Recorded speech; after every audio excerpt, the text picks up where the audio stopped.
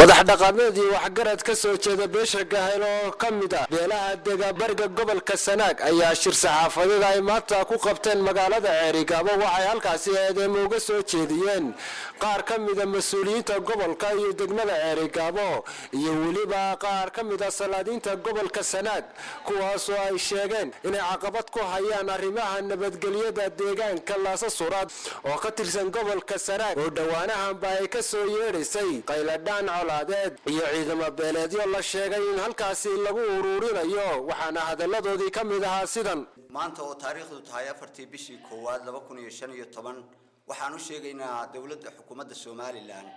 in nabadgelyo darro ka jirto gobolka Sanaag nabadgelyo darradaas oo ah nabadgelyo darro sidii beeluhuba hore u sheegeen dadka gobolka degan qaybtood ay wado iyadu oo mas'uul ka tahay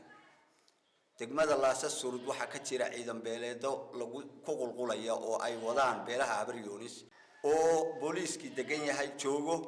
oo ciidamadii Mareyniska joogan ciidan beeleedna lagu ciyaarsiinayo tababar uga furan yahay hawsha waxa wada beesha Habaryoonis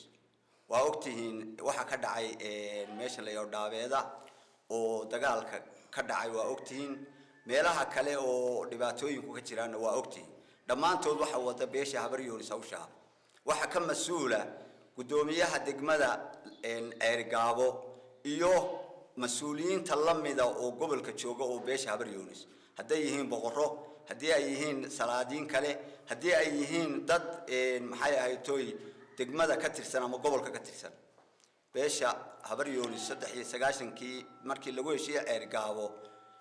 intii ka dambeysay nabadgelyo darrada gobolka ka jirta dad anagu dulqaad baan ku haynay laakiin dhibaato ay wadeen iyagu waxayna dadka ku haysteen hadda dalbalaarsi bay sii wadaan inay qabsadaan dalka iyo dadkaba iyagu mas'uul ka yihiin bay u haystaan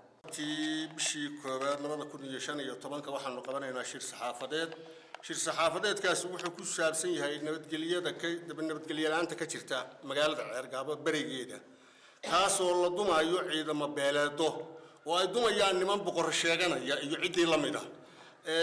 boqorka ciidanka meesha geeyay oo cali masaarkiisana aan qayb ka ahayn annagu horta waxaanu cadeynaynaa hadaanu beeshan shir saxaafadeedka qabataynahay waxaanu cadeynaynaa inaanu kala noqono kalsoonidii ducadeena kala noqonay halkaas taas naga taaganay taasaanu cadeynaynaa waxaanu u sheegaynaa dawladda Soomaaliland oo Axmed Maxamed Siilaanyo madaxda ka yahay waxay ka caban jireen cadaalad darro inay ku dhacday markii ay sheegaan inay Soomaaliya uga go'aansaaka u sameeyeen marka iyagiiba cadaalad darradii ay shalay ay lahayn waa ku go'aanaa sameynaya marka waxaan u sheegaynaa magaalada Ceerigaabo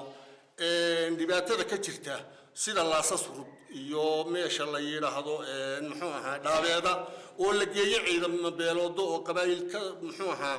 ka dambeeyo arinta iyo mas'uuliyad oo dhul qabsiga dad dhulkoodii lagu duulayo iyo meel kale oo halkaas rama guris la yiraahdo iyo waxa inkaas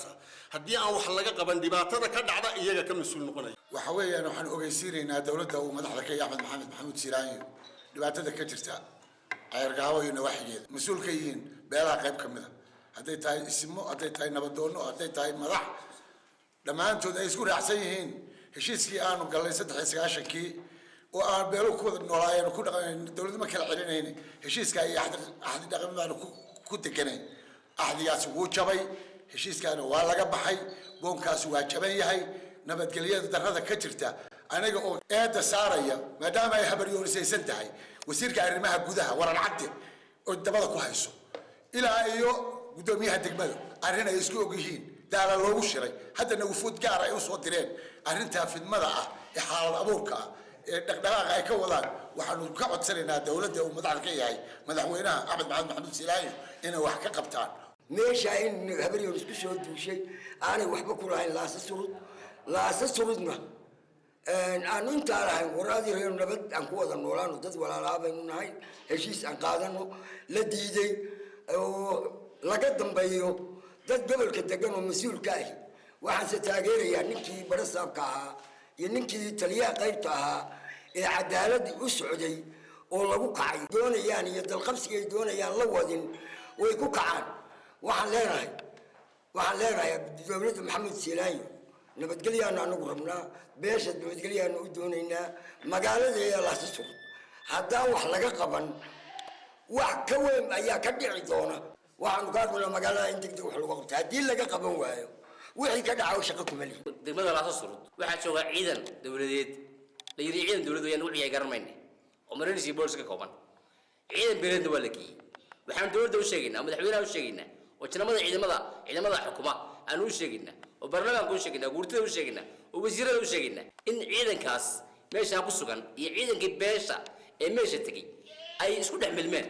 Yusuf Cabdi Xasan Cadde TV-ga caalamiga Somali Channel magaalada Ceerigaabo